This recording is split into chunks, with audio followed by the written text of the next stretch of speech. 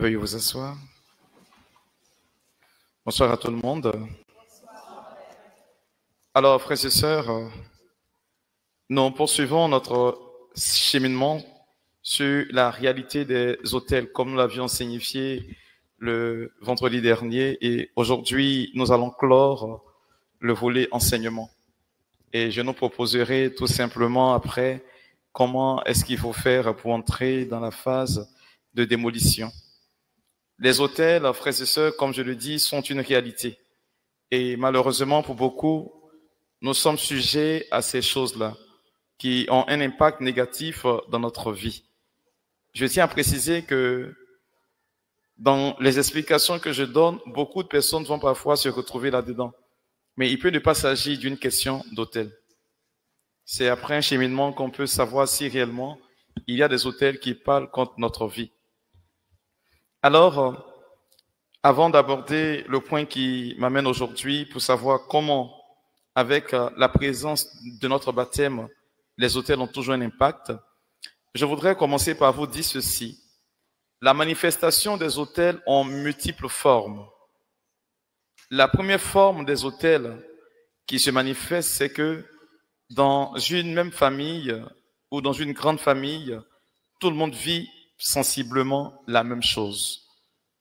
C'est le cas d'une dame qui était passée me voir en 2019, je crois bien, qui me faisait remarquer que dans sa famille, les gens ne passent pas le cap de 60 ans. Personne n'a dépassé jusqu'à ce jour. Alors, elle était venue me voir parce que elle était à 58 ans. Donc, comprenez que la mort imminente était l'objet de sa visite. Bon, elle est partie, elle n'est plus revenue. Quand je lui ai présenté la situation, elle voyait que c'était un peu difficile le cheminement. Autre cas que l'autel, malheureusement, peut nous faire vivre, vous allez voir que généralement, lorsque l'autel se manifeste, il a multiples facettes. Vous allez voir dans une même famille, une personne travaille, mais elle n'arrive pas à stabiliser ses finances. Une autre est mariée, elle n'arrive pas à avoir des enfants. Une autre personne a des enfants, mais elle n'est pas mariée. Et chacun vit dans une insatisfaction. Mais lorsque vous faites le tour de table, quand vous résumez toutes ces choses, ça correspond à la vie d'une unique et même personne. Et généralement, vous allez voir que dans la famille, ceux qui vivent ce genre de situation, c'est ceux qu'on appelle les dépositaires ou les gardiens. Ce sont eux qui généralement vivent ce genre de situation parce que leur vie semble tout simplement répondre à ce besoin qui est ici d'aventure. Ces personnes arrivent tout simplement à se souvenir ou à savoir que c'est sur elles que repose le bien familial ou la bénédiction de la famille. Elles vont se lever dans la prière et puis ça va tout simplement s'éteindre. Alors, c'est la raison pour laquelle l'autel généralement les fatigue. J'ai une famille que j'ai suivie. Le père de la famille était dans son village celui qui représentait qui pesait les fétiches. Quand une personne entre dans le village, c'est lui qui pèse les fétiches pour savoir si ton fétiche est lourd ou bien si c'est léger. Et pendant que nous faisions la prière, il y a une partie dans la prière qui, j'ai compris il n'y a pas longtemps que ça peut causer la mort de certaines personnes. Et je leur ai fait comprendre que si nous poursuivons, il risque d'avoir mort d'homme. Moi, je priais, ils priaient de leur côté et nous sommes tombés tous unanimement sur le fait que c'est le papa qui était non seulement le dépositaire, mais qui était le gardien des autels. Donc, je leur demande, allez dire à votre papa qu'on est arrivé à tel stade et que si d'aventure nous poursuivons la prière, sa mort peut arriver par la suite.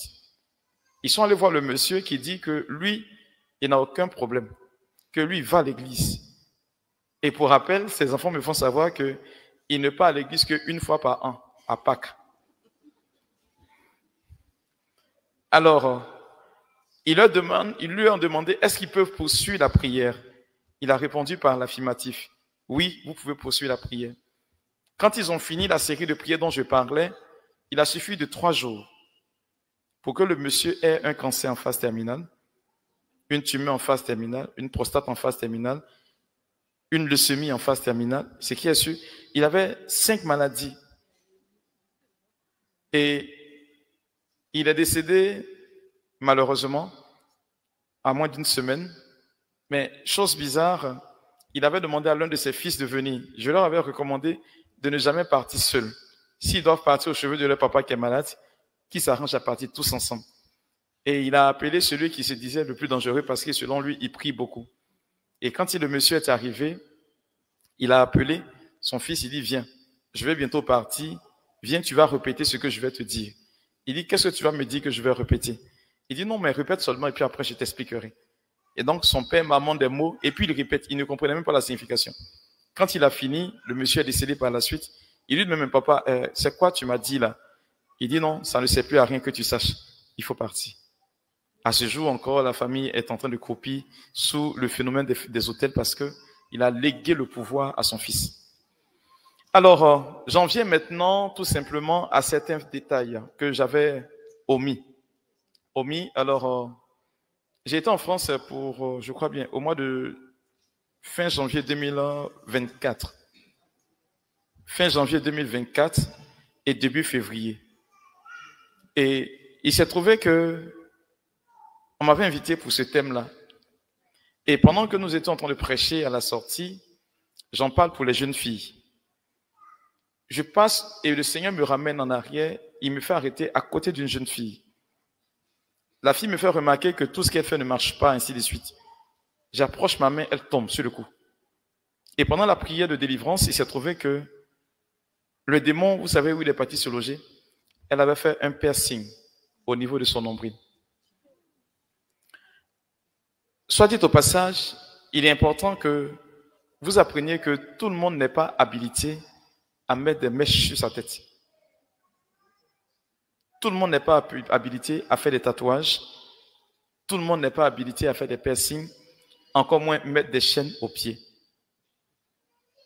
Ça peut susciter malheureusement des dommages dans votre vie. Alors, la question que je vous pose maintenant, pourquoi, malgré le fait que nous soyons baptisés, le baptême n'arrive pas à nous protéger de la réalité des autels? Pourquoi? Alors, le baptême, pour ceux qui ne le savent pas, c'est un engagement. Il y a des gens qui viennent au baptême juste pour une question de fête. À ce propos, je tiens à vous dire que vous n'avez vraiment pas besoin d'attendre le baptême pour fêter. Beaucoup s'y engagent alors que vous ne comprenez même pas le sens du baptême. Pour entrer chez Satan, il a besoin de ton approbation. Encore plus chez Dieu. Mais d'autres y vont tout simplement pour une question de fête, pour une question de vouloir faire des choses. Ah oui, j'ai été baptisé, ainsi de suite. Il y a des gens qui ont été baptisés et le lendemain de leur baptême n'ont plus mis pied à l'église jusqu'à aujourd'hui. Pour ceux qui ne le savent pas, le diable est capable de provoquer dans la vie d'une personne un envoûtement qui prend effet le jour de son baptême. Et ce qui fait que quand on te baptise, tu ne viens plus à l'église. Le baptême, en réalité, c'est la participation. Voyez, il y a des gens, quand on a baptisé, pendant qu'on te baptisait, ton baptême était bâti sur du faux. Sur du faux. Le faux, c'est quoi? C'est que pendant qu'on te baptisait, tu pensais à, est-ce que les invités là, ils sont arrivés? Est-ce que ma marraine même, est-ce que, vous voyez un peu, non? On est porté sur l'aspect festif que sur le baptême proprement dit. Une telle personne qui reçoit le baptême dans un tel état d'esprit, laisse-moi te dire qu'on a versé de l'eau bénite sur ta tête. Le baptême suppose l'engagement. Mais beaucoup, malheureusement, sont portés sur l'aspect festif du baptême que sur l'engagement proprement dit. C'est ce qui fait que d'autres, quand vous sortez du baptême automatiquement, c'est vrai que la tentation est là, mais vous n'arrivez pas tout simplement à porter. Ce genre de personnes, laissez-moi vous dire que le baptême ne peut pas vous protéger. Le sacrement de baptême, lui seul, pris individuellement, sauve. Mais porter sur la vie de quelqu'un, c'est la vie de la personne qui doit maintenant nécessiter de pouvoir sauver la personne. C'est pourquoi on dit ceci, que c'est le baptême pris sur la vie de quelqu'un qui accorde le salut. C'est la première des choses que je voudrais vous faire comprendre. Deuxième chose, il y a des gens qui viennent se faire baptiser dans le mensonge. Notre père évêque nous racontait qu'il avait été invité un jour au baptême, à la réception du baptême d'une de ses filles, une de ses filles qu'il connaissait. Et donc l'évêque arrive, et puis il est assis, il voit que la fête ne commence pas. Donc il fait signe à la baptisée, mais à quel moment on va commencer? J'ai béni le repas parce que j'ai d'autres engagements. La jeune fille lui dit, Monseigneur, on va attendre un peu, on attend quelques invités et puis on commence. Bon, ça ne coûte rien d'attendre. Il voit qu'il y a un jeune homme qui est assis là, à côté de la fille, sa façon de faire, il sait que c'est son gars. Mais ce qui va paraître bizarre chez l'évêque, c'est qu'il y a un monsieur qui est venu en veste. Quand il est rentré, tous les parents se sont levés pour aller vers le monsieur. Et puis le monsieur vient, il n'a même pas remarqué la présence de l'évêque, il fait la bise sur les lèvres de la fille. Et le jeune homme qui remarque cela se fâche, et puis il sort, il s'en va.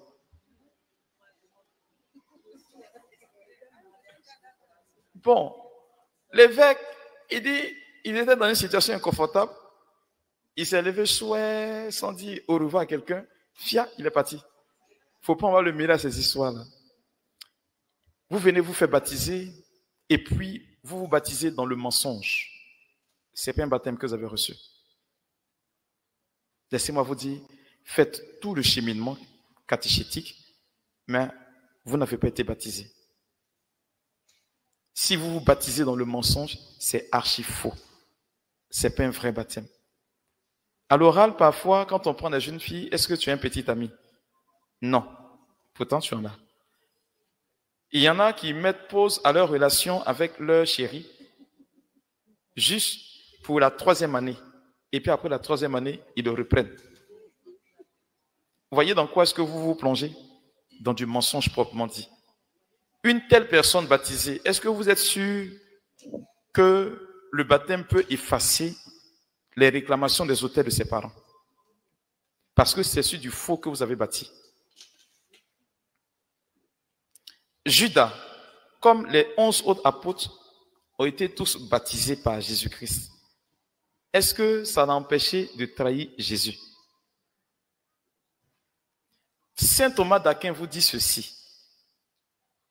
La grâce ne supprime pas la nature, mais la perfectionne si la nature s'y prête.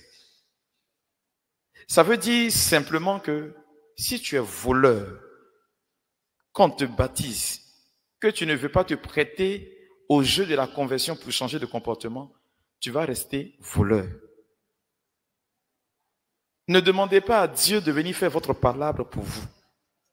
Il y a la révélation que Dieu fait sur votre vie. Mais quand tu as sorti de là, c'est à vous de prendre le soin de le faire. Ce qui se présente, c'est que beaucoup de personnes, et surtout les catéchumènes, vous passez en catéchèse. Mais quand il s'agit des scrutins et puis des étapes, vous les sautez. C'est-à-dire, vous trouvez une excuse fallacieuse et puis on va venir demander après pardon au Père. Non, mon Père, c'est-à-dire, mais c'est à vous, vous faites du mal, c'est pas au prêtre. Parce que les scrutins ont pour rôle d'effacer l'impact des auteurs dans votre vie. Je crois que c'est le scrutin de la 2e ou 3e année où on met le sel dans la bouche des catéchumènes. N'est-ce pas? C'est ça, non? Vous savez ce que ça veut dire? C'est la partie de l'exorcisme du cheminement catéchétique. Pendant le baptême des enfants, on le fait, je précise toujours, pendant le baptême des enfants, voilà ce qu'il faut faire, voilà la prière d'exorcisme qu'il faut faire. Mais pour vous qui êtes passés à l'âge adulte ou bien à l'âge de faire la catéchèse normale, il faut que vous passiez par les scrutins. Et quand on dit passer, c'est pas seulement que venir se présenter, mais il faut les vivre. Sans quoi, le baptême que vous recevez est bâti sur du mensonge, et c'est la raison pour laquelle ni le Christ, ni son Église ne peut vous sauver. Et puis le diable, il se moque de vous. Il rit. Vous pensez que vous faites du bien à votre propre vie, mais en réalité, vous faites du bien à Satan. Alors, je reviens maintenant au baptême et puis à la relation avec les autels. Le jour où vos parents partaient faire les adorations des autels, comment ils ont appelé autel? Ils ont donné un nom à l'autel, non? N'est-ce pas? Je prends un exemple. Par exemple, dans une famille, on dit par exemple, c'est Baye qu'on adore. Baye. Baye. Et puis, vous arrivez, le jour de votre baptême, vous dites, je renonce à Satan. Satan, là, il fait quoi dans votre famille? Satan, c'est un nom empirique qui rassemble tout ce qui est mauvais. Je prends par exemple une famille, je prends par exemple la famille Quadio. Et puis, la seule personne que je connais dans la famille Quadio, c'est par exemple Benjamin. J'arrive et puis tous les Quadio sont rassemblés, depuis l'aïeux jusqu'au dernier Quadio. Et puis je commence à dire, Quadio, est-ce que tu sais que il y a ceci que tu dois faire, il y a ceci que tu dois faire? Je parle à qui aussi, au juste? Le Benjamin en question ne me connaît pas. Pourtant, c'est à lui que je veux laisser une commission. C'est à qui je parle? Je parle à tous les Quadio. Celui qui va se sentir un peu concerné, c'est le premier des Quadio. Vous comprenez? Mais le reste là, ça ne peut pas leur dire quelque chose. C'est pareil. Quand vous venez, vous dites, je renonce à Satan. Mais Satan là, c'est le nom de qui? Vous voyez? Et donc, vous allez voir que le baptême n'a pas d'effet sur vous parce qu'il y a eu ce que vous n'avez pas fait, la renonciation. Vous n'avez pas renoncé aux fétiches que vos parents ont adorés. Du point de vue historique, dans la liturgie, lorsque les pères blancs ou les pères SMA venaient en Côte d'Ivoire pour nous baptiser, ils entraient tout simplement dans nos villages et puis ils disent, tu as des fétiches que tu adores? Le grand-père dit oui. Il dit, fais-les venir. Et puis le grand-père fait venir les fétiches. Il dit, il faut dire, je renonce à tel fétiche. Et puis le grand-père renonce, il casse, il brûle. Le baptême est efficace parce qu'il a renoncé. Mais nous, à quoi avons-nous renoncé? On bâtit sur l'idéologie des Blancs. Malheureusement, les Français. Je n'ai rien contre eux, mais pour la petite histoire, il y en a qui ne savent pas que chez les Blancs, il y a eu ce qu'on appelait l'Inquisition. Pendant 1000 ans, 10 siècles, ils ont passé leur temps à poursuivre les sorciers à pourchasser ce qui était mauvais chez eux. Ils ont débroussaillé leurs racines. Toi, chez toi, là, ils ont fait ça. Ah non, moi, chez moi, là, les sorciers ne sont pas là-bas. Mais comment veux-tu que tu puisses avancer dans ta vie avec ce qui est comme base? David dit dans le psaume 11 au verset 3, quand sont ruinées les fondations, que peut faire le juste? Ça peut aller. Il y a un exemple tout frais, Carmen peut témoigner. Je lui ai demandé même de prendre le numéro même du jeune homme. Voici un jeune homme. Quand il est né à sa naissance, ses parents l'ont déposé dans le poro. À sa naissance, c'est-à-dire après 1 ou 2 semaines, ils l'ont déposé dans le poro. Il en est ressorti quand il marchait. Lui-même, il est sorti. Son père l'a récupéré. Et comme à l'époque, dans le nord, c'était des missionnaires qui étaient là-bas, les écoles ont été bâties par des missionnaires. Donc, il est parti dans une école catholique. Il a fait tout son cursus dans une école catholique. Donc, il a appris, il a adhéré à la foi catholique. Il est devenu G6, responsable GEC. Et puis, voici un jeune homme qui, il a le flair des affaires. Le flair des affaires. C'est-à-dire que si tu as une affaire, que lui se met là-dedans, ça va marcher. Mais contre toute attente, au moment où il doit rembourser la personne chez qui ils ont pris l'argent, tu vas le doubler, tu vas fuir, et puis c'est lui qu'on va accuser. Le jour où il venait me voir pour la première fois, il devait la somme d'1,5 milliard. Un jeune homme d'à peine de 34 ans. 1,5 milliard. Je ne vous parle pas d'1,5 million, il dit 1,5 milliard. C'est le montant qu'il devait. Il a été convoqué 17 fois à la police économique. Sa chance, c'est qu'il tombait toujours sur le même policier. Le policier l'a regardé un jour, il lui a dit, toi, oh, ta famille, on vous prend, on vous vend. Vous ne pouvez pas atteindre les 1,5 milliard là. Oui. C'est le policier qui lui a dit, ton affaire là, c'est pas simple. Va trouver quelqu'un, on va prier pour toi. Et donc, quand il est venu me voir, on a commencé à échanger. Dans son entendement, ce qui se passait, c'était quoi? C'est que son papa a eu à prendre une dette chez sa grande sœur, donc chez lui, sa tante. Et ne pouvant pas rembourser, sa grande sœur a proféré des paroles de malédiction à son papa. Donc, sa tante a proféré des paroles de malédiction à son père. Et lui, il a pensé que c'était les paroles de malédiction de sa tante qui rejaillissaient encore sur lui. Mais ce n'est pas que lui seul, tous ses frères et sœurs. Lorsque nous avons remonté son explication de fil en aiguille, il s'est trouvé qu'à l'époque où la Côte d'Ivoire n'était pas encore constituée, ses parents fuyaient la guerre. En descendant, il y avait des gens qui les poursuivaient. Ils sont arrivés devant un cours d'eau. Ne pouvant pas fuir, traverser le cours d'eau, ils ont fait un sacrifice. Et c'était des cellules qui sont sorties. Et du coup, ils ont commencé à marcher, ils ont traversé. Ils se sont rendus compte que malgré le fait qu'ils aient traversé l'eau, les poursuivants étaient encore après eux. Ils arrivent dans une clairière. C'était une rizière. Et donc, ne sachant pas quoi faire, ils ont eu à sacrifier encore quelque chose, un animal là, en disant à la rizière que si tu nous protèges, on promet ne plus jamais manger de riz. Bon, c'est vous qui pensez que riz, c'est manger. Hein. Nos parents avant, ce n'était pas manger chez eux. On appelle ça manger de oiseaux. Et donc, son papa, quand ils sont arrivés, ils ont respecté ce totem-là, de ne pas manger le silure et puis le riz. Et voilà que ce dernier, malheureusement, son père, il dit qu'il est chrétien, que lui va manger. Et le jeune homme, lui aussi, dit, comme son papa mange, lui aussi mange. Donc, ils ont commencé à manger. Et c'est alors que, quand j'ai commencé à lui expliquer, il dit qu'effectivement, mon père, c'est vrai. Je vous assure, depuis 2019, on commence ce cheminement. Quand il s'agit de briser les autels, le gars là, il disparaît. Il est venu me trouver ici une fois. C'est ça, non, ma fille? Il est venu ici une fois, 2 fois même. Il est venu une fois. Je lui ai dit, on va reprendre le cheminement. Quand il commence ce cheminement jusqu'à arriver au moment où il doit faire destruction des autels, il ne travaille pas, mais quand il commence à ce niveau-là net, il trouve travail. Bizarrement. Pour ne pas qu'il fasse ta prière. Et donc, la dernière fois, j'ai dit à ma fille, prends son numéro. Et puis, il faut l'appeler de temps en temps. Aujourd'hui, je vous parle, le numéro qu'elle a pris, ça ne passe pas. Ça fait 6 ans. Moi-même, je le poursuis. La fois dernière, j'étais à Makuri, je l'ai trouvé quelque part là-bas. Mon père, j'étais chez. Il dit, mais viens. Il dit, mon père, j'ai venu. C'est là qu'il est venu m'expliquer que quand il va faire le travail de la prière, automatiquement, il y a des problèmes qui viennent ou bien il y a quelque chose qui se passe. Chers amis, le diable est dans la place.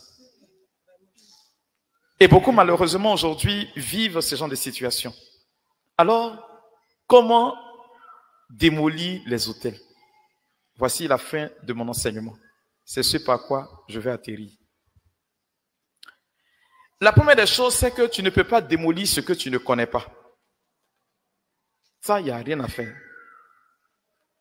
Tu ne peux pas détruire ce que tu ne connais pas. Lorsque Jésus se permettait de demander à ce monsieur qui avait des légions de démons, comment tu t'appelles? Il posait la question aux démons. Des gens viennent parfois, mon père, il faut prier parce que je suis possédé. Qu'est-ce qui te possède? Mon père, je suis malade, il faut prier pour que je guérisse. Tu souffres de quoi? Dieu ne te délivrera pas de ce dont tu n'as pas connaissance. Ça là, c'est basique. Allez chez n'importe quel prêtre exorciste, allez où vous voulez. Tant que vous ne savez pas ce dont vous souffrez, le Seigneur ne peut pas vous délivrer de cela. Alors, la première des choses que vous devriez faire, c'est d'aller chercher de quoi est-ce que vous souffrez. Quel est l'impact de ce qui vous fatigue? Si tu ne sais pas, ça ne sert à rien. Si tout à l'heure on vient vous dire que sans apport extérieur, dans la guerre, dans la crise de Ukraine et puis Russie, que l'Ukraine a battu la Russie, ça va vous étonner, non? Ça va vous étonner. Mais c'est comme quelqu'un qui a un char, il va en guerre, contre quelqu'un qui a un pistolet. Vous avez vu ça un PA. Et puis, on vient vous rapporter à la fin que celui qui a le pistolet là a tué celui qui a le char. C'est absurde, non? Mais c'est normal. Si celui qui a le chat là, il tire, boum, boum, boum, tu ne sais pas où ton ennemi est caché. Et puis, tu sors ta tête pour vérifier si tu l'as tué. Lui, il est caché. Quand tu sors ta tête, il tire, boum. Il ne t'a pas tué. Et donc, parfois, vous partez combattre sans stratégie. Et donc, nous mettons les stratégies en place. La première des choses, c'est de savoir, c'est de connaître. Alors, je vais revenir sur ces faits-là. On va commencer, après ce temps-là, je vais voir dans le calendrier, si ça peut, un cheminement avec lequel on fera les prières. La première prière que nous ferons, c'est l'identification des autels. Quels sont les autels qui parlent contre votre vie? Et la prière, généralement, quand je la donne, elle se fait sur 9 jours. Elle est un peu plus ou moins exigeante parce qu'il y a des recommandations qui sont observées. Il y a une dame pour qui nous avions prié qui a de l'argent. Je dis bien beaucoup d'argent. Et un jour, elle n'arrivait pas à se marier. Elle n'avait pas non plus d'enfants. Et puis, elle était en train de s'interroger pourquoi elle n'a pas de relation stable. C'est-à-dire que quand le monsieur, elle est pieuse, hein, elle est pieuse, bien chrétienne. Si elle rencontre quelqu'un dehors, si ça fait 6 mois, ils se rencontrent, ils parlent bien, ils causent de tout et de rien. Le jour où le monsieur fait l'effort de venir à la maison, quand il quitte la maison, il va là, il ne vient plus. Elle ne comprenait pas. Elle a pensé que c'est ta maison qui était hantée. Elle a fait bénir la maison à maintes reprises. 0. Et un jour, elle s'est mise à prier. Et puis on lui a dit, écoute, demande à Dieu ce qui se passe. Et puis elle a demandé à Dieu. La nuit où elle dormait, elle a vu sa maman soulever un sac de ses dessous en train de fuir. Quand 6h00 a sonné, elle est allée trouver sa maman. Tu as pris mes dessous là pour aller où? Sa maman lui dit non, que j'ai pris un de tes dessous pour aller donner à Marabout travailler. Parce que si tu te maries, que tu fais enfant, tu as pu t'occuper de moi.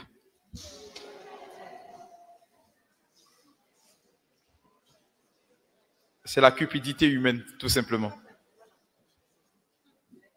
Et donc, la première étape, c'est de savoir. Si tu ne sais pas, tu ne peux pas combattre. Mais figurez-vous que quand vous allez chercher à combattre, dès le moment où vous avez ces informations et que vous voulez vous engager pour commencer la prière, laissez-moi vous dire que ça sera plus que difficile. Ceux qui ont fait le chemin avec moi, ils savent de quoi je parle. C'est pénible parce que c'est comme tu arraches de la viande dans la gueule d'un chien. Imaginez-vous ce que ça fait.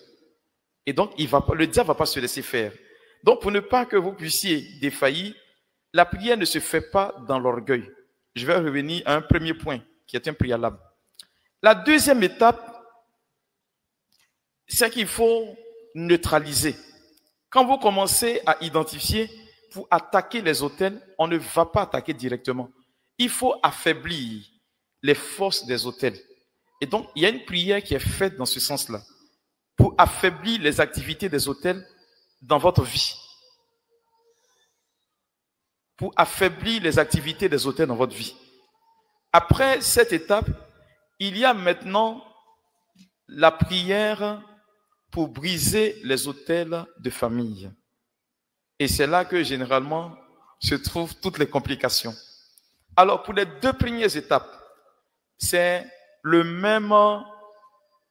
sont les mêmes recommandations. Alors, quelles sont ces recommandations-là? Pendant la période de prière, je ne sais pas si j'ai vu ça ici, je ne crois pas. Non, je n'ai pas ça.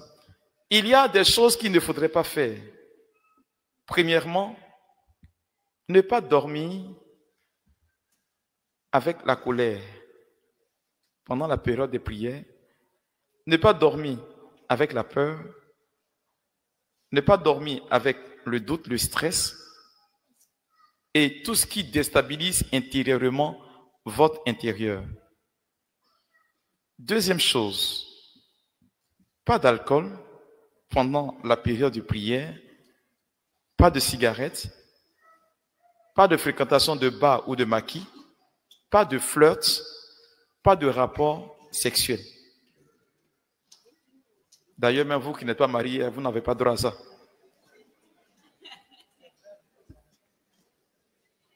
Ça peut aller? Pas de rapport sexuel pendant la période. C'est compris? Alors, pendant cette période, pourquoi ne pas fréquenter les bars et les maquis? La musique assourdissante à un tel décibel déstabilise le volet humain. Il y a des chanteurs et qui même sont en Côte d'Ivoire qui, de par leurs chansons, adorent Satan. Alors, je ne veux pas en citer pour ne pas faire une mauvaise publicité. Donc, c'est pourquoi il ne faudrait pas écouter ce genre de musique, entrer dans les bars ou les maquis, ne pas fricoter parce que ça salit et ça souille ton âme. Lorsque vous êtes baptisé, vous faites la confession avant de commencer. Vous faites la messe chaque jour, si vous pouvez. Mais l'adoration au Saint-Sacrement, c'est obligatoire. Le chapelet ou le rosaire, c'est obligatoire. Et puis, on lit le psaume 90. Voilà. Après cela, il y a des recommandations qui suivent. Pour la question de briser les autels, il va falloir que vous fassiez. C'est là que se trouve généralement le problème. Le jeûne. Il faut jeûner. Il faut jeûner pendant 3 jours, ce qu'on appelle jeûne Esther, 72 heures. Ce qui veut dire que si vous voulez faire la prière, elle se fait en famille. La prière ne se fait pas individuellement. Il n'y a pas d'orgueil dans la prière. Elle ne se fait pas individuellement. Et donc, vous ferez la prière tout simplement dans la famille. Alors, si vous faites 3 jours de jeûne, il faut que ça soit suivi. Je prends un cas assez banal.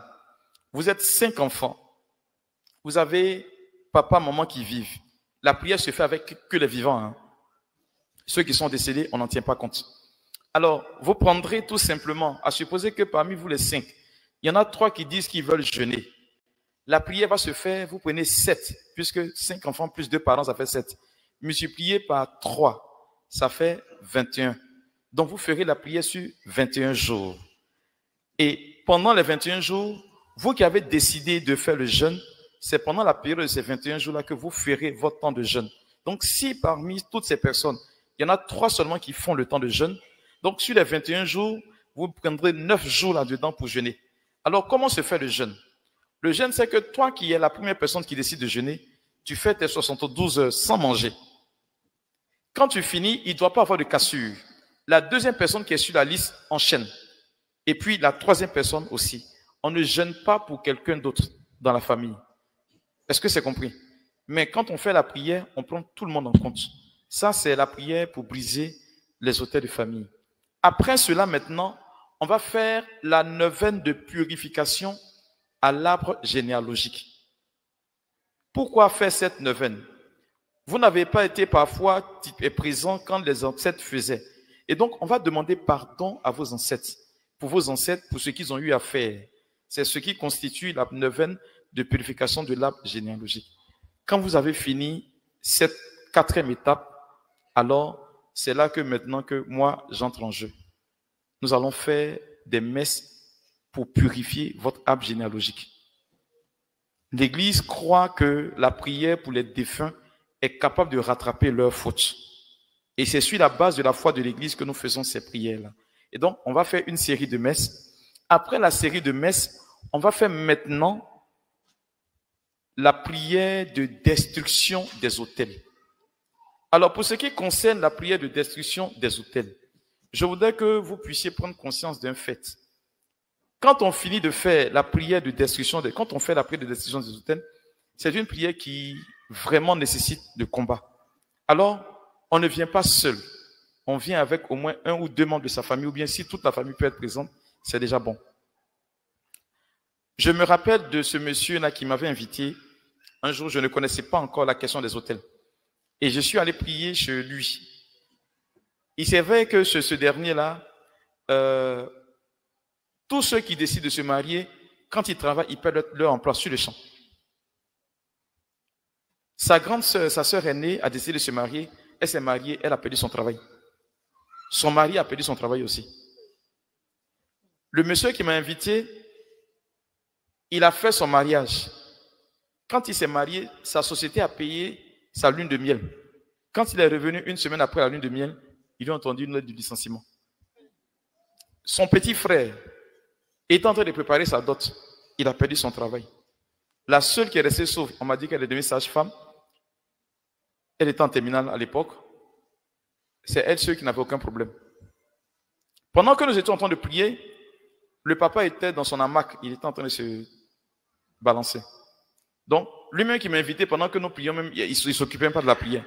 C'est son petit frère et sa petite sœur qui faisaient bien la prière. Et arrivé un moment, le Seigneur me présente en extase leur village, chose que je ne connaissais pas. Il me présente un gros arbre. Et je lui dis, tiens, je vois un gros arbre dans ton village, devant la maison familiale. Quand j'ai dit cela, le père quitté dans son hamac, il est tombé. Et donc, le jeune homme, il va me dire, mon père, attends, tu connais mon village? Je lui ai dit, non, je ne connais pas le nom de ton village, je suis désolé. Et je lui ai dit que tous les enfants de ce village sont mariés à cet arbre-là. C'est dit qu'ils ne peuvent pas se marier en dehors du village. Ils doivent se marier forcément dans le village. Toute personne qui se marie dans le village, hors du village, a tout de suite des problèmes. Quand j'ai fini de dire ça, son père m'a dit, mon père, comment tu sais tout ça là? En réalité, son papa savait. Son père savait. Son père savait. Et donc, toutes les personnes qui se marient en dehors du village ont tous eu des problèmes. Voilà comment ça se présentait. Et bizarrement, quand on a prié ce jour-là, j'étais parti avec l'un de mes fils. On a prié ce jour-là jusqu'à, quand on a fini, il était minuit. Quand on est rentré le matin, moi, je ne pouvais plus me lever. Mon fils, il s'est réveillé avec une paralysie faciale. Et ce qui était intéressant, c'est qu'un mois après, l'arbre qui avait plus de combien d'années d'existence, il est tombé, il est mort. Mais ceux qui sont morts avec lui, il y a beaucoup de vieux qui sont partis, quoi. Alors, et donc, c'est la partie où nous prions pour la destruction des autels. Et là, la prière se fait d'une façon spéciale. Et puis, quand on finit, c'est que vous n'avez plus de réclamation d'autel. Mais la chose qui est bizarre, Jésus dit, quand on chasse un démon, il part se balader. Quand il n'a pas trouvé de place, qu'est-ce qu'il fait? Il revient. Vous allez entendre des gens parler de « il faut bâtir un autel ». C'est un langage qui est faux. On ne bâtit pas d'autel. Depuis que Jésus a fait la messe, la Sainte Seine, la seule messe qui existe, c'est la messe du Jésus-Christ. Et donc, toutes les messes que nous faisons depuis sa mort et sa résurrection jusqu'à aujourd'hui entrent dans la messe de Jésus-Christ. Donc, il n'y a plus lieu de bâtir un autre autel. Il y a un seul autel qui existe et on nous dit que c'est l'autel d'or qui se trouve dans le ciel. C'est la raison pour laquelle je disais à l'entame de l'enseignement, le premier jour, que nos frères évangéliques et autres ne peuvent pas démolir d'autel. Pourquoi ils ne peuvent pas démolir d'autel? Parce qu'ils n'ont pas la réalité de l'autel chez eux. Ils ne font pas de messe. Et donc, comme ils ne font pas de messe, ils ne peuvent pas détruire d'autel. Alors, ce qu'on fait maintenant, quand on finit, vous allez maintenant consacrer votre famille à l'autel de Jésus-Christ. Et pour la consécration, c'est une offrande avec laquelle nous venons, dont nous estimons que réellement, voilà ce que nous voulons donner à Christ pour renouer avec son autel. Voilà où et comment est-ce que nous finissons la prière de destruction des autels et puis la prière d'alliance avec l'autel de Jésus-Christ. Je vous remercie.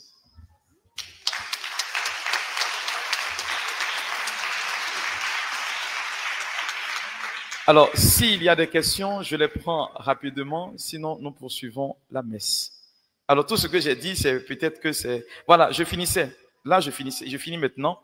Alors, le préalable pour commencer la prière, ça, c'est un préalable, c'est non négociable. C'est que vous devriez vous entendre.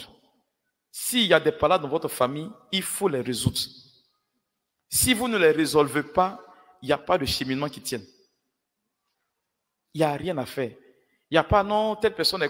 La réconciliation n'a pas besoin d'avoir une religion. Il n'y a pas fait de dire, non, moi, lui, il est catholique, lui, il est évangélique. On n'a pas besoin de ça. Pour la réconciliation, on est issus de la même famille, on a besoin de s'entendre. Un point, un trait. C'est tout. S'il n'y a pas de réconciliation, il n'y a pas de prière. À bon entendeur. Donc, ceux qui veulent faire le cheminement, si vous ne vous entendez pas en famille, commencez à aller gérer vos problèmes. Je le dis pourquoi? Parce qu'il y avait une famille, le monsieur vivait des difficultés. Et je lui ai dit, bon, écoute, informe tes frères et sœurs. Il est venu me signifier que ses frères et sœurs ne veulent pas faire. Et donc, quand on a fait la prière, l'avant-dernière étape dont je parlais, je lui ai dit, bon, viens avec la plus petite, au moins, c'est sûr que elle au moins peut te suivre. Il dit, oui, oui, oui. Donc, on partait, et puis le Seigneur m'a dit, bon, écoute, faut expliquer le processus de la prière à la jeune fille. Donc, je dis, viens. Et je commence à lui expliquer. Elle me regarde tout étonnée. Elle me dit, mon père, le gars, il ne nous a rien parlé de prière. Ce qu'il voulait faire, c'est qu'il voulait qu'on prie pour lui. Quand il allait délivrer, il allait s'occuper de ses frères, mais dans un esprit d'orgueil, quoi, pour dire que c'est lui le grand frère. Alors, la prière, c'est pour le salut de tout le monde. Il y a une famille, je termine par là, quand on a commencé la prière, leur papa était celui qui avait les fétiches. Et quand on a commencé la prière, je leur ai fait comprendre, comme je vous le dis, si vous faites la prière, dites à ceux qui pratiquent encore ces adorations-là, que vous êtes en train de faire des prières pour ces choses-là. Et qu'ils risquent d'avoir un impact dans leur vie. Ne me croyant pas, elles ont informé leur papa, il dit, oh, allez faire votre prière là-bas. On a fait, et puis le monsieur est mort après. Bon, les enfants ont duré avant de venir, ils m'ont dit, s'ils savaient que leur papa allait mourir, ils n'allaient pas faire la prière. Je leur ai dit, c'est pas moi qui tue, c'est que je prends la peine de vous dire que on prie pour la conversion des autres. Maintenant, celui qui insiste dans ses fétiches, Dieu peut tout simplement reprendre sa vie pour le bonheur des autres. C'est ce qu'on a dit pour Jésus, non? Vaut mieux qu'un seul meure pour que tout le monde vive. Merci. Question, si vous en avez. Oui, il y a un doigt là. Est-ce qu'on peut lui donner le micro? Il faut donner le micro, s'il vous plaît.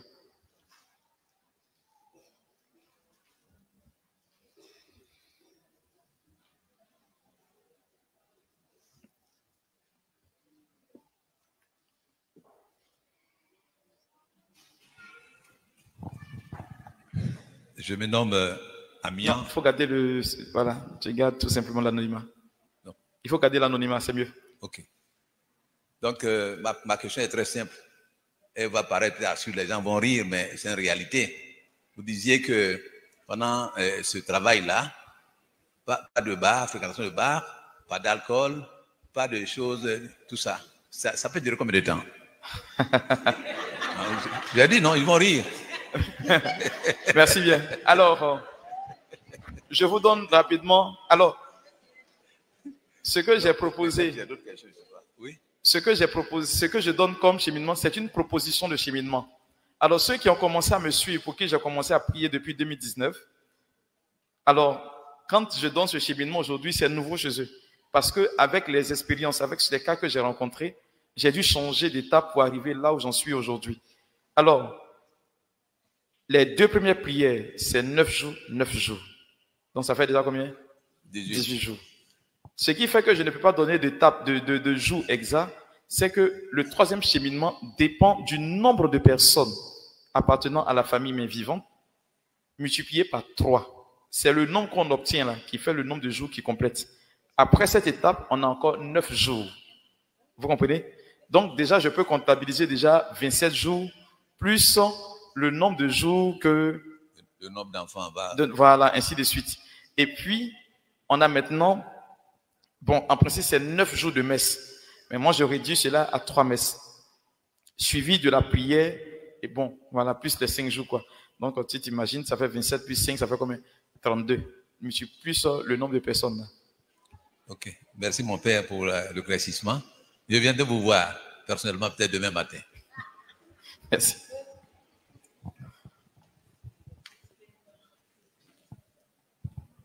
Bonsoir, mon frère. Bonsoir. Merci pour l'enseignement. Que Dieu vous bénisse.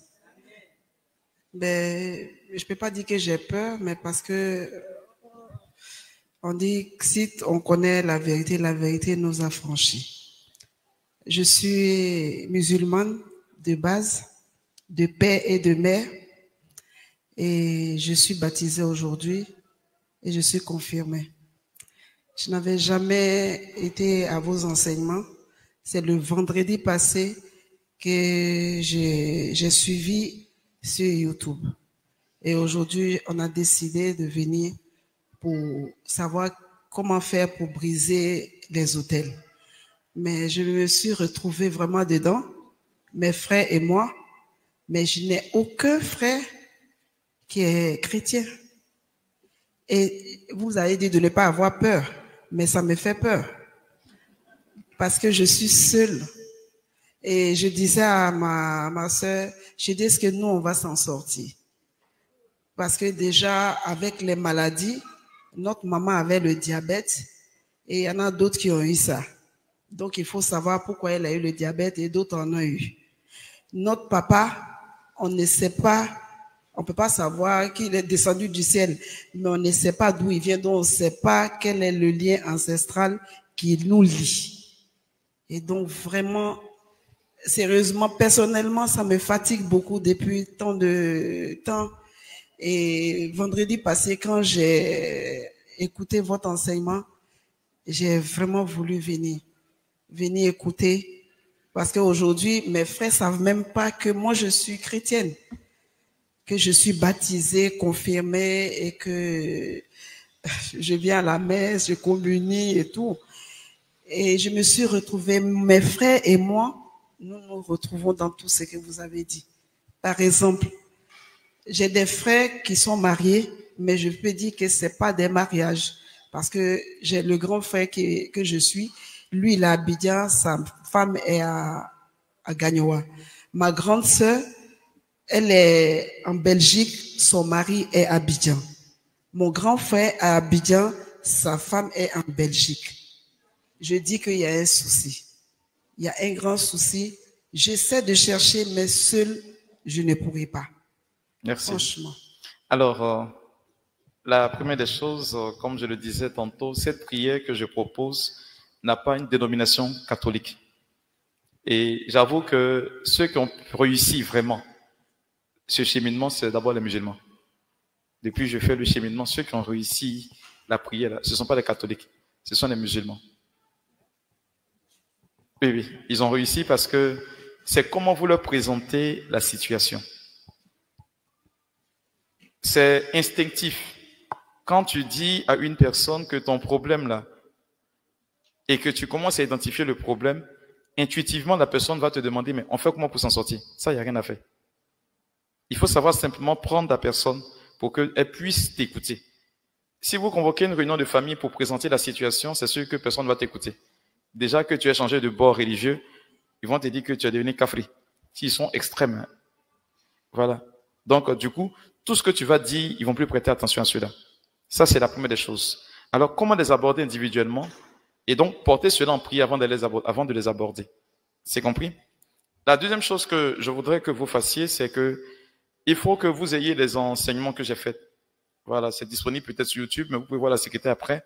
Elle a les cheminements que j'ai faits. J'ai bien fait. Là, je suis parti un peu, voilà, sur 4 vendredis, mais j'ai bien précisé les choses, comment ça se fait, et j'ai même détaillé comment est-ce qu'on fait les prières. Voilà, là-dessus, j'ai bien pris le temps de faire. Donc, vous pouvez la voir après. Elle va vous situer. Mais il faut que la famille soit informée. Et ça, c'est un préalable. Pour ce qui concerne d'où est-ce que ça vient, où est-ce que ça va, quelle est l'origine, avec la première prière, vous pouvez savoir. C'est la raison pour laquelle il ne faudrait pas tout de suite dire que je vais faire la prière seule. J'ai l'une de mes filles, quand elle a commencé à faire la prière, elle est allée se renseigner chez ses parents, ainsi de suite, deux cas. Elle est allée se renseigner chez ses parents et autres. Aucun de ses parents ne lui a donné de réponse. Sa grande sœur dit qu'elle ne sait pas ce que ses parents adoraient. Et puis, elle a posé la question à Dieu pendant qu'elle dormait. Qu'est-ce qui parle contre notre vie? Qu'est-ce qui parle contre notre vie? Et donc, la nuit, elle a dormi, le Seigneur lui a donné un nom. Juste un nom. Et quand elle a reçu le nom, elle s'est réveillée le matin et le Seigneur lui a dit, appelle ta grande sœur. Elle va te dire ce que c'est. Elle appelle sa grande sœur pour lui dire, est-ce que tu connais telle chose? Sa grande sœur d'abord a laissé tomber son téléphone. Quand elle a soulevé, elle dit, tiens, qui t'a donné le nom? Elle dit, non, je dormais, j'ai demandé à Dieu et puis il m'a dit. Elle qui au départ disait qu'il n'y avait pas d'auteur dans sa famille, elle a saisi feuille A4. Je n'ai pas dit avec qui à la main, feuille A4, 2, c'est rempli, nom d'hôtel seulement. Le deuxième cas, c'est une jeune dame avec qui on a commencé le cheminement et ne sachant pas, ses parents ne vivant plus, elle est allée se renseigner chez son oncle. Son oncle lui a dit non, que vraiment, ils ne voient pas ce que ses parents adoraient. Et donc, elle a usé de maestria en faisant croire à son oncle. Elle appelle un jour et dit, ah, tonton, vraiment, tout ce qu'on fait à Abidjan, tout ce qu'on fait, ça ne réussit pas. On est parti consulter, c'était une mention d'ailleurs, qu'on allait consulter. Et on nous a dit que c'est ce que nos parents adoraient là. C'est ça qui fait que si on ne va pas adorer, on ne va pas réussir. Son oncle a dit, hein, vous les jeunes, quand vous parlez, vous n'écoutez pas. Vous êtes habillés, on pensait que c'est papier là qui va vous sauver. Et puis il a pris, il s'est donné la liberté, il a donné tous les noms. Et comment est-ce que ça se faisait? On a prié à Abidjan ici. Quand on a fini de prier, une semaine après, son oncle appelle. On n'avait pas encore fini de démolir, hein. Juste fait la première prière de protection. Son oncle appelle pour lui dire, ma fille, on ne vous voit plus. Et non, tonton, je vais venir. Il dit non, que avant qu'on est au village ici, on te voyait, maintenant on ne te voit plus. Alors, quand vous faites ce genre de prière, il faut savoir user des astuces parce qu'il y a des parents, si vous partez leur poser la question, c'est quoi vous avez adoré puis on souffre aujourd'hui, ils ne vont jamais vous dire. Il faut savoir jouer du tact pour juste les amener à parler, tout simplement. Merci. Il y a un doigt derrière là-bas.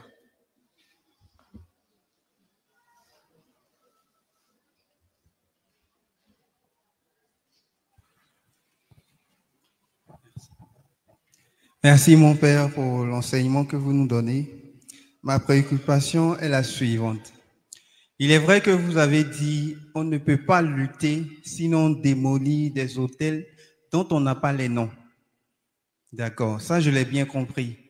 Cependant, j'aimerais savoir, bien avant le baptême, nous faisons l'acte qui est de renoncer à ces hôtels-là, bien que nous ne les connaissons pas. Alors, comment se fait-il que, ayant renoncé et obtenu le baptême, le vrai baptême, parce que vous avez spécifié les baptêmes sous le mensonge et autres. Alors, comment se fait-il que, ayant renoncé et ayant vécu le vrai baptême, ça tient toujours? Nous sommes toujours liés à ces hôtels-là. Merci. Alors, apparemment, tu n'as pas suivi la fin de mon exposé parce que j'en ai fait cas. J'ai pris l'exemple de Quadio Benjamin. Et j'ai dit que quand on renonce, on dit renoncez-vous à Satan. Vous dites je renonce. Ce que vos parents adoraient, c'est pas Quadio et c'est pas Satan. C'est un autre nom qu'ils ont adoré, un autre fétiche qu'ils ont adoré. Satan représente tout ce qui est mal.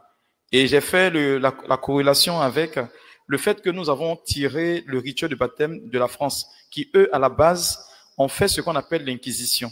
Donc, ils ont eu la présence d'esprit de détruire les hôtels de leur base. Et c'est pourquoi aujourd'hui, ils font avion, vous montez dedans, vous êtes contents. Eux, ils ont pris le pouvoir là, ils ont changé pour faire avion, voiture, tout ce que vous voyez. Mais nous, est-ce qu'on a démoli ces hôtels-là? Non. Parce que ce que nous avons fait, on a juste renoncé à Satan. Donc, renoncer à Satan, l'hôtel de ta famille ne considère même pas que tu parles d'elle, de lui du moins. Ça peut aller? Voilà.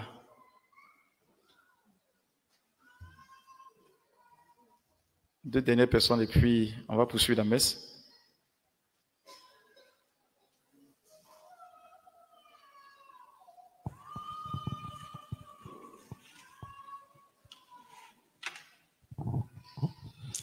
Bonsoir mon Père. Merci beaucoup pour cet enseignement que vous venez de nous donner. Mon Père, ma préoccupation est la suivante. C'est-à-dire nous qui sommes des familles polygames. C'est vrai qu'il n'y a pas de guéguerre, mais il n'y a non plus pas trop d'entente, pardon. Il n'y a pas assez d'entente. Donc, est-ce que pour faire cette prière-là, on est obligé d'être tous ensemble, c'est-à-dire les frères, les autres frères et nous. On doit forcément être ensemble pour faire cette prière-là, ou bien les enfants d'une seule femme seulement. Alors, la première des choses que tu dois savoir, c'est que, comme je le dis tantôt, s'entendre là, ça n'a pas de bord religieux. L'entente familiale n'a pas de bord religieux. Si tu vas à l'église et que dans ta famille, vous ne vous entendez pas, c'est qu'il y a un problème qu'il faut résoudre avant d'entamer quoi que ce soit comme prière. Il n'y a rien à faire. Que vous ayez la même mère, au moins vous êtes peut-être frère germain. Oui, vous avez le même père, ou bien vous êtes frère utérin, vous avez la même mère. Mais toujours est-il qu'il y a le même sang qui coule en vous. Et donc, s'entendre n'a pas besoin de passer à l'église. On n'a pas besoin de passer à l'église. On peut ne pas être d'accord sur le bord religieux, oui. Maintenant, lorsque vous vous entendez, il va falloir maintenant déterminer où est-ce que l'autel parle le plus. Parfois, c'est du côté des mamans, parfois, c'est du côté des papas. Vous regardez dans la lignée de maman. Ce que vous vivez là, est-ce que c'est vécu là-bas? D'accord. Vous regardez dans la lignée de papa, est-ce que c'est vécu chez papa là-bas? Là où vous sentez qu'il y a plus d'implication, c'est sur ce côté-là que vous partez. Merci, mon père. Il y a un doigt, il y a des... Bon. Oui, allez-y. Comme c'est la fin aujourd'hui.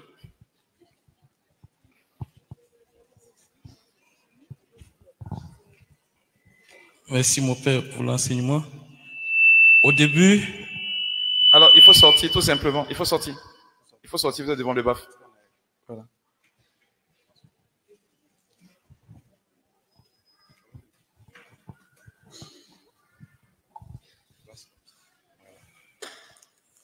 Je disais qu'au début de l'enseignement, vous aviez parlé du baptême sans engagement. Le faux baptême, sinon le baptême dans le mensonge, le baptême sans réconciliation et renonciation, sans scrutin. Ce sont sans tout ce que je viens de citer là. Allez-y, posez la question. Le baptême ne peut pas nous protéger. Maintenant, ce que je voudrais savoir, je sais que le baptême, c'est une seule fois. Quelqu'un qui a fait un baptême sans renonciation, sans ces trucs-là, qu'est-ce qu'il peut faire pour que le baptême redevienne normal pour le protéger? C'est pourquoi je propose la solution de démolition des autels, déjà, et puis de revivre la grâce baptismale. C'est vrai que tu n'as pas pris conscience et aujourd'hui tu en prends conscience. La grâce ne s'éteint pas. C'est comme si elle était suspendue. Quand tu reviens à cœur vraiment sincère, le Seigneur laisse descendre les grâces du baptême dans ta vie. Tout simplement. Donc, quelqu'un qui rend sa vie, vous allez voir que va retrouver son état de grâce baptismale. Alors, il y a 2 autres doigts rapidement et puis on finit. Mon père, oui. Il y a 3 questions en direct qu'on doit prendre. Oui. 22 questions en direct. Non, pas 22 questions. On va prendre 22 questions. Voilà. Oui, allez-y. Est-ce que le cheminement de délivrance se fait une fois ou plusieurs fois? C'est une seule fois. Quand elle est bien faite, quand le cheminement est bien fait, c'est une seule fois. Et si les autres membres de la famille ne veulent pas faire le cheminement? Alors, c'est comment est-ce que vous présentez la chose. Si vous avez présenté dans le meilleur des cas et que personne ne veut faire, alors vous pouvez faire le cheminement seul. Mais il faut qu'ils soient informés que tu es en train de faire un cheminement pour cette question d'hôtel de famille. Il faut qu'ils soient informés. La raison, elle est toute simple. Il faut qu'ils reconnaissent que la gloire revient à Dieu. Je le dis pourquoi j'ai l'une de mes filles. Au début, quand j'ai commencé à faire ce cheminement, ses sœurs disent qu'elles sont baptisées, qu'il n'y a pas question d'hôtel. Elles sont allées voir l'un de mes confrères qui dit non, que ce que je raconte, c'est archi faux. Et donc, je lui ai dit, bon, viens, on va faire la prière. Et on a fait le cheminement normalement. Mais comme le Seigneur est souverain, il a fait qu'il y ait un impact sur elle, sa vie seulement. Et ces sœurs ont décidé de venir me voir. J'ai refusé. J'ai dit, si vous n'avez pas cru, c'est pas parce qu'elle a commencé à être bénie que vous allez croire maintenant. Donc, allez voir le prêtre, il va prier pour vous. Est-ce qu'une personne en concubinage doit quitter la maison pendant cette période?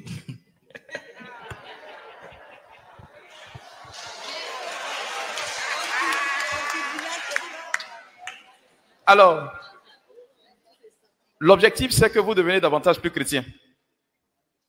L'objectif, c'est de devenir davantage plus chrétien. Et donc, si le cheminement de démolition des autels peut inciter à la conversion de l'homme avec qui tu vis ou de la femme avec qui tu vis, tant mieux. L'objectif, c'est de poursuivre. N'allez pas faire des palabres. Et ça, j'interpelle les femmes. Généralement, quand vous commencez un tel cheminement, vous ne tenez pas compte de la personne avec qui vous vivez.